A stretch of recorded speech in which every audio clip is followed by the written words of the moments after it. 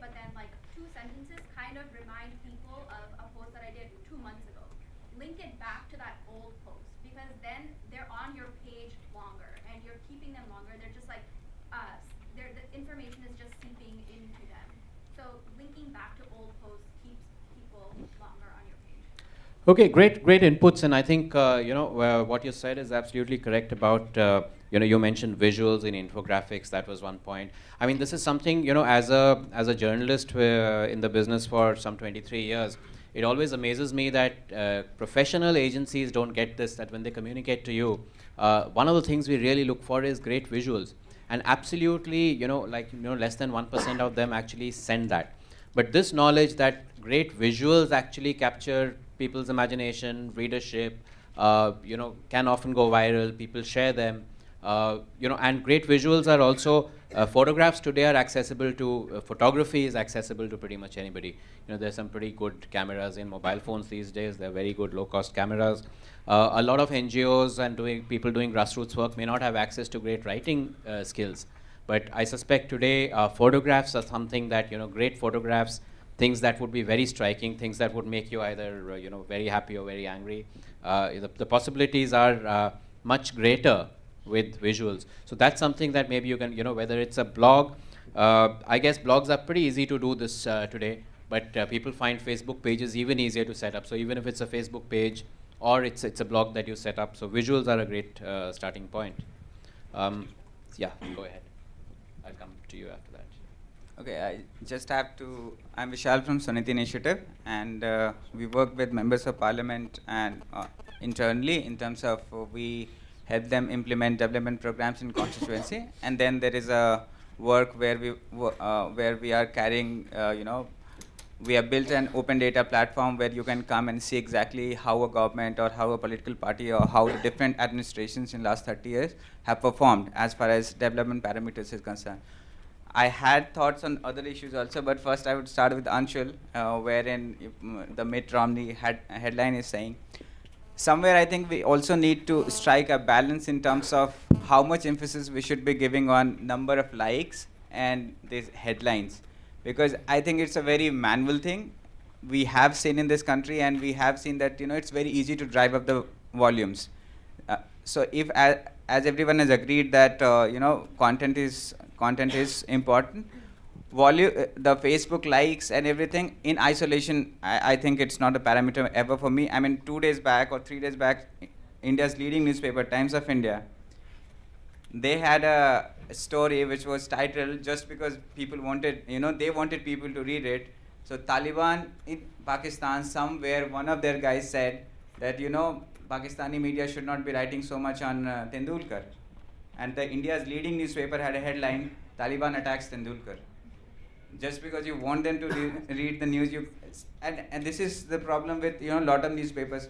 You have the data, they would, just because they want people to read it, they are just putting it in a way which is I don't think is responsible. About the viral thing, I mean, a Google video is very good. It's sending all the right messages. But you had problems in Bangalore with the northeast migration. You had problems in Uttar Pradesh, and I think Karuna is somebody, and I strongly believe that Facebook should have a policy wherein constantly they are monitoring the contents, because otherwise you can pay 5 grand and you don't need to have a sting operation 1 week back to know that people are doing it. It's common sense. I get a request on my Facebook chat window, hey, can you please like the page, without even knowing what they are doing. Sure, point taken. I think it does depend on the objective. Now, obviously, for a news organization, whether it's TOI or anybody else, credibility is very important, and you can't really get away by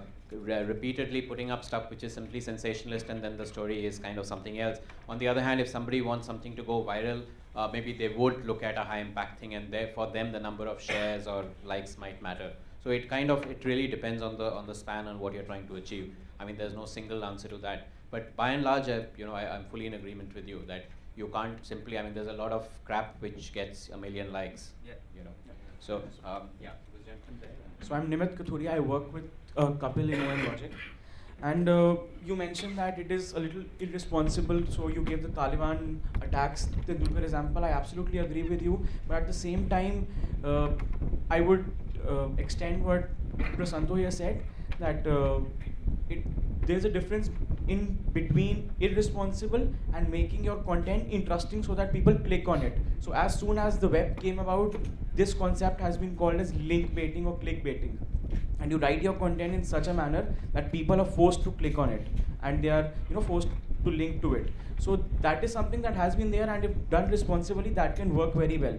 On the other hand, I would say, so Prasanto also mentioned that although we all understand that graphics are something that work very well, so he wondered why agencies don't get this, and why they don't use more of graphics, and everybody has a camera phone and we do all of that. Well, I would say that we do understand that graphics are very important, but in my experience, and we have been working on many citizen evangelism projects, and some of them pro bono, some NGOs pay sometimes, sometimes they don't pay. So we would say that we have to make an economic sense out of what we are doing. Ultimately, we are there to make money, and the more I think about it, the more I like the idea that was mooted earlier about the marketplace which connects these volunteers with the economic, these causes. So if that can work out, then if people who are willing to volunteer their own time, then that is something that can work out very well. Then I would also wonder, and I'm not so sure whether digital content, how much can it really change the mindset and attitudes of people? So I would take two examples. One of them would be in the past year, ever since the 16 December incident happened, Kapil yesterday mentioned that 2013 has been the year of women empowerment. Almost all of the content that has come up in the digital space has a lot of it has been related to women empowerment. We have also done that. A lot of other people have done that. A lot of comedy groups. So you might have heard of this All India Bakchod group. They brought out a video with Kalki Koishlen and some other people, which went viral. That was also about digital empowerment. I'm not so sure how much of the attitude change these kind of contents are really about to bring.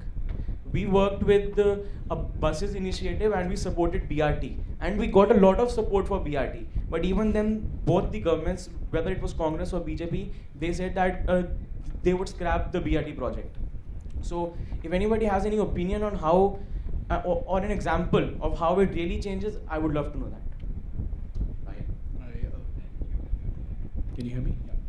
So first point to just directly counter what you mentioned about the Assam, the northeastern people migrating from Bangalore and social media being responsible for it. I think that myth needs to die right here in this room. There's conclusive research to prove that that was misuse of the SMS and not Facebook or Twitter. I don't know why this myth, I think it's because the government of India blamed these two platforms for it, and that's why this myth keeps being perpetuated. And yeah. Yeah, absolutely, and that needs to. No, I just need to ask one thing.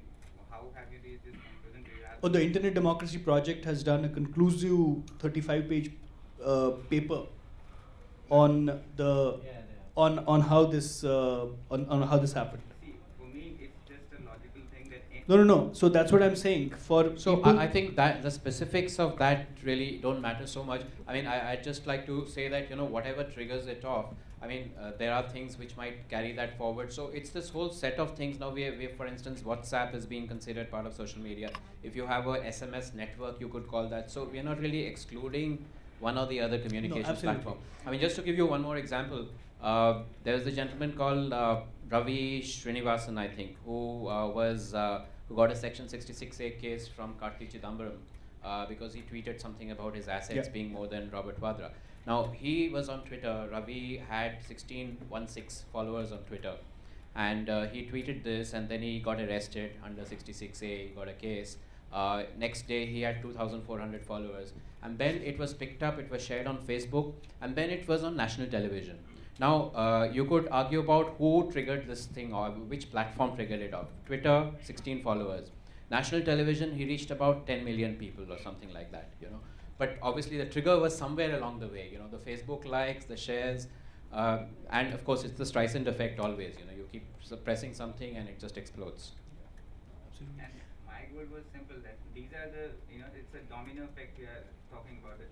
We will go and we'll tell other people that how Yeah, we yeah, can, No, how sure. we can use the, somewhere we also need to communicate to them that there'll be a lot of stupid stuff which would keep on coming. Yeah, to so the- that's the point that I was coming to, that I feel that while there's a lot of content that gets virality for no rhyme or reason, there's also inherent wisdom to the crowd on the internet, and it's democratic. I think. And a lot of the stuff that gets virality deserves virality in that sense. And that's what you, as people who want to sort of like get people interested in causes, I think that's what we basically need to tap into, that inherent social goodness of the internet and the power of the crowd and the wisdom of that crowd. Yeah. You know, just to add to it, if you see very closely, you know, things that are not meant to go viral, they die down in 2 days, 3 days. They don't live forever on the internet. People don't keep sharing them for years, and you know, so on. But content is really relevant for much more people, that gets many more, that has a you know, longer time span of being on social media. Plus, just to also you know, tell you, Vishal, what I mean by headlining is not sensationalizing, obviously. It's just making it interesting. It's making it exciting, you know, because we don't wake up one day thinking that today I'm going to fight dowry debts, or we don't wake up that today I'm going to, you know, go all out fighting gender discrimination. But then how do we make this a part of somebody's daily life? By making it something that's very interesting, at least gets you there and gets you to share. So I think that's what I See, I really have, meant. I have followed Youth Keva. Of course, like, you've I written follow also on Youth Youth Keva, Keva. so I know they are doing it responsibly, and there are people. My point was simple, that you know, there are people on the other side of the spectrum. So if we are talking to people who are new to this field, we should also tell them that how this can be entirely manipulated. Where Yeah, sure. Yeah. And I think the positives and negatives of that too, even there is lack of knowledge about the positive effects and leverage from that manipulation. I mean, you know, simple facts that you learn over years on platform like Twitter. I mean, how do you get something retweeted? You know, you go after, you look at people with a lot of cloud score and a lot of reach, and if you can get them to retweet, that's great. Now, if that information were with NGOs, you know, so they would follow in the same way, they could go step by step and, you know, achieve the kind of things that we are able to do with a single tweet. Or the knowledge that it's, you know, who says that particular thing or who retweets, that's really great. I mean, I said something funny about Kapil Sibal and I got 10 retweets. Then Kapil Sibal replied saying, haha. And that got 100 retweets. So, I mean, I don't think his haha was funnier than my joke. Whatever. Sir, you had a... Yeah, I am Prashantan from Sri Lanka. Last 2 years, I am a social media strategist, and you know, I can point out one thing for the NGOs, because you know, I work with several NGOs, especially in social media strategy part.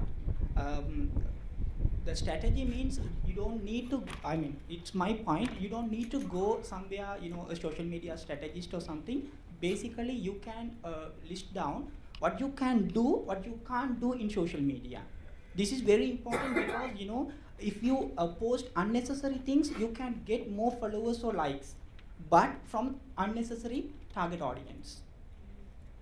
So, I mean, you know, you may have 100,000 likes, or you may have 100,000 followers, but, you know, getting the 3,000 from the target audience, it's, you know, more useful to you. That is my point. And the second thing, you know, you have to define contents. Content is very important, but you have to make sure you are posting relevant content. You know, okay, you can put a funny video and you can get more followers or likes, but, you know, what is the point? You know, some students may follow your stuff, so it is unnecessary. And a third point, which I can tell you, the comments. Because normally, especially, you know, we are ignoring customers' comments. So whatever comments, you have to follow them, especially, you know, negative comments. Because that's what so many companies, they are failing in social media. And as the Facebook, the lady told, you don't need intermediates for that because you can post in your own language. Yeah, good points. I think, some of that, of course, we've discussed before that there is a context, and depending on the context, those funny videos might have a relevance because they might carry a message. I don't know if any of you have seen this thing called the Duck Song on YouTube. It's totally, it's a kiddie thing, but it's got some millions, I don't know how many billions of likes or whatever, shares, views, all of that. It's just a duck who is very, very annoying and does all kinds of things. Now, if that were to carry an NGO's message or a fundraising request, and even a 0.001% conversion would get you a lot of money. Oatmeal does that. Oatmeal? Oatmeal, the funny comics. They Right. Yeah. Okay. Yeah. Make it issue Yeah, relevant you're right. sometimes. And Absolutely. they've raised $1 million. Yeah. Sorry, Shu, did you have a point? Yes, I'm a bit late in responding to the language issue we had raised, that Hindi should be included. But what I want to talk here is, like Times of India is world's biggest newspaper, but it reaches only 1.5 crore people in a country of 150 crore people. In the same way, Hindi is very limited. I would like to raise, say, one language. So we also have started a platform in Gondi language. Now, I was recently in a workshop in Koraput, and there were 4 Gondi people, one from Maharashtra, one from Andhra, one from Madhya Pradesh, and one from Orissa. They couldn't talk to each other. They're all Gond Adivasis, and Gond is one of the biggest Adivasi community. There is no education in those languages, so a Adivasi who grew up in Andhra was speaking Telugu. Adivasi who grew up in Maharashtra was talking Marathi. So we have done great injustice to these communities. Bengalis got Bengal, Gujaratis got Gujarat, but Gonds got divided into 5 states. Bhils got divided into 4 states. Why I'm saying this? So like if you go to Northern Europe, there is a community called Samis. They got together politically, they are very powerful today with radio. They were divided into 5 countries, some in Russia, some in Sweden, some in Norway. I see the same opportunity with social media, with linking mobile phone. Radio is very restricted in this country. That's why Facebook and internet, bringing these communities together. So there is there's only newspaper or magazine in Gondi language is published by whom? By Maoists. The lingua franca of the biggest internal security threat of this country is Gondi, and we don't have any newspaper, any magazine, any radio station in. I'm just hampering on Gondi because it's the biggest, and there are many. Like in that Koraput workshop, I started counting. There were 13 languages. I never heard of those languages, Gadaba and Saura and Kui. And when we visited those villages, I counted myself, 70% of those women did not know any Odia. Forget about Hindi. Hindi to bahut dur ki baat hai, rashtriya bhasha hai. Odia tak nahi aata unko. They knew their own languages. So social media gives us an opportunity to give a platform to these languages. So I'm very glad things are coming out of here. Can we help these languages make their own scripts? It's there. Gondi has few scripts, but it's not there online. So can we help some of these languages to start with? So don't restrict ourselves to only Hindi. Means okay, let's start with Hindi. Hindi is doing the same to these languages what English has done to Hindi. So let's include them as well. Okay, great point. I'm told we do need to wrap up. Okay, you haven't spoken at all, so let's take a quick input from you, sir, and then we will wind down. Sir, I just want to make a statement here. Facebook page and Facebook group. So, our movement had a group, House is a Drought Help group. For any movement, a Facebook page, it has a fan. When we like it, we become a fan. But when we join a group, we become a stakeholder of that movement. So that helped our movement to raise tremendous fund for the drought work we have done. So from my point of view, that is the difference between a page and a group. So thanks to Facebook. And also I have some suggestion to Youth Ki Awaaz, that please highlight the myths which the NGOs are facing. Like when we appeal for donation, first thing comes to mind is money. So money is not the only donation thing. A famous big company in Pune, software company, we went to the CEO for this work only, Drought Help Group. So he said, I will not give you money. My people will not come for volunteering. So you tell me what I can give you. So we suggested them that you just appeal your people to save water. Everyday use, at least reduce use of water. So they liked the idea. They promoted it in their employees. They also shared with other companies. So I want you to highlight these myths. This donation was an example. So that's all. Thank you. Absolutely, I think teaching the NGO to fish rather than feeding them. I think that's been a great, yeah, okay, so very quickly, so we are completely out of time. I suggest that regional language reaches more than Hindi or English, because I am from Karnataka and the area which I cover is North Karnataka, where maximum peoples are unaware of, they don't know fully knowledge of Hindi or English. They love to read and write and reach in Kannada, the local language. So I think Banerjee sir told, and everybody, as I from yesterday I am knowing all the websites and blogs which he presented here, out of 10, 9 were in regional languages. So we are reaching more in regional language. So promote the regional language, you will reach more people. Okay, great. We do need to wind down. I'm supposed to summarize, but I'm not going to do a detailed summary. I think we've all internalized and taken some mental notes. We've covered a lot of ground, and I think it's good that we've kept to a few specific points that we discussed in depth, including the idea of connecting the demand side and the supply side in terms of the knowledge gap about social media and communications as far as the NGOs or people working in the social sector or you know, for social... Sorry, the guinea pigs? Okay, great. I think that's great. So I think that's a great point. So we said that there's lots of people there who A, don't know how to do this, B, they don't even know that they should do this and how good it's going to be if they do this. So A, that awareness is required, and B, once that awareness is there that it's good to do this, in other words, to use communication, best practices, social media, etc., to reach out. You can make messages go viral, you can fundraise, you can do a lot of things within your community or externally. Then, if you are able to reach out to corporates, one is through exchanges, which already some are saying that they are, you know, it's a great idea they'd like to set up.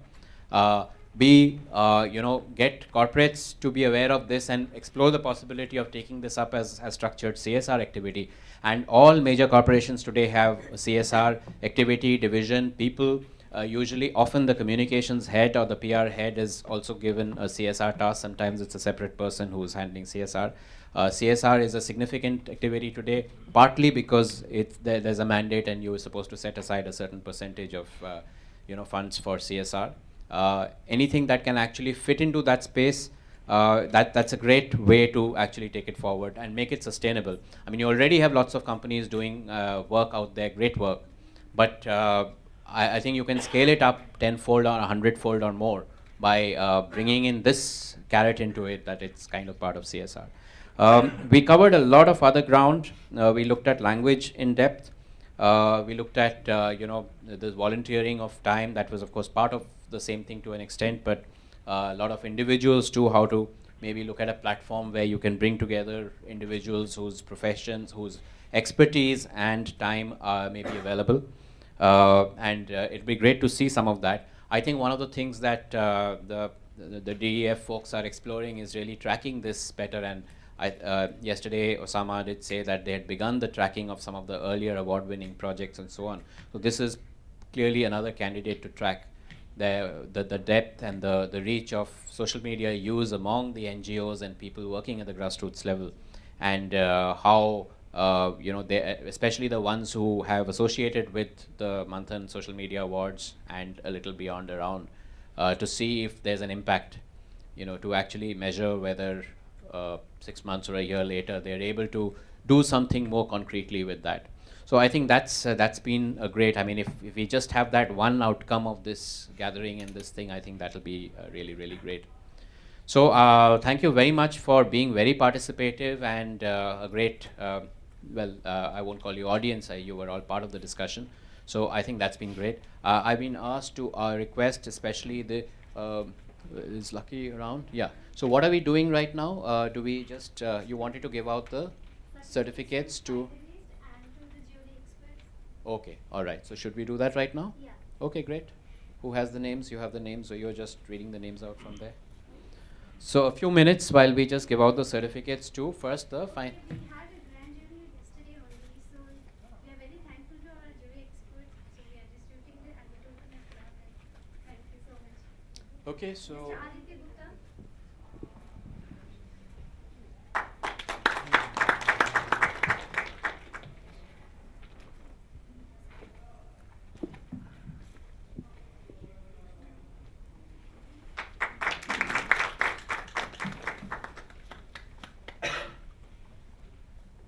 Mr. Subranju Chaudhary.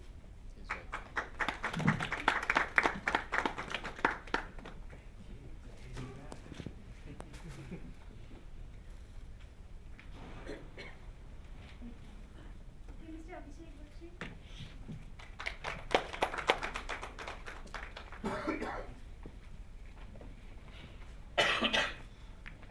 And Mr. Peter Roy. Thank you so much. And the rest are finalists, I think. Okay, Mr. Nilesh Khare and Mr. Yes, some few jurors are not there, so they will take it back. Sure. After jury, we have some finalists as well. With The the name names? of the finalist is online application for registration of private warehouses. Okay, that's in here.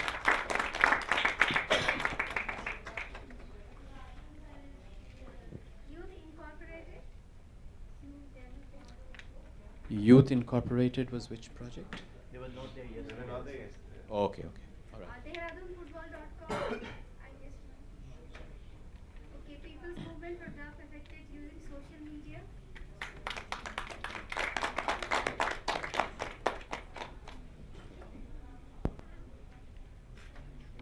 Kisan Kerala YouTube Agri Video Channel.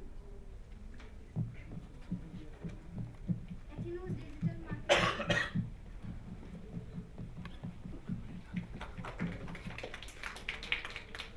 Seva Home. Go Indisco Travel Channel. Something was there. No? Yeah, I thought I saw the person. Yeah. Volvo.com. Safe City. She was there. A computerseco.com.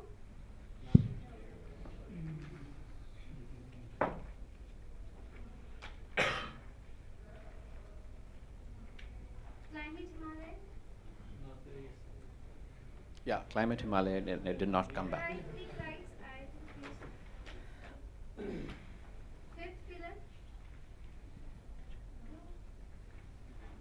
Seven Sisters Project. Rest of the finance. Let me know. You was there actually. Maybe at 12 sharp SC they've left. Children's Advocating. Uh, And Flats Without no, they were Broker. there in terms of a video. Flats So, Without Broker? No. Vidya Kosar? no? Okay. India Politics? Mango Technologies, no? Chennai Early Education Web Channel? Human Welfare Association, Mahila Sakti, I guess just Yeah. Rasmika.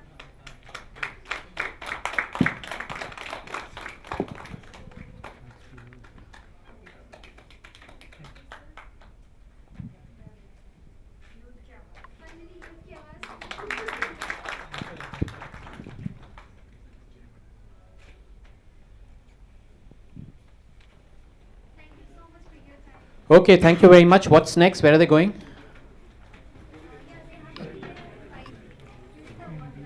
5 o'clock is the awards, the gala awards, and the social media is just after the. So at 5 o'clock is the awards, and social media awards are just after those, the gala awards. Yes.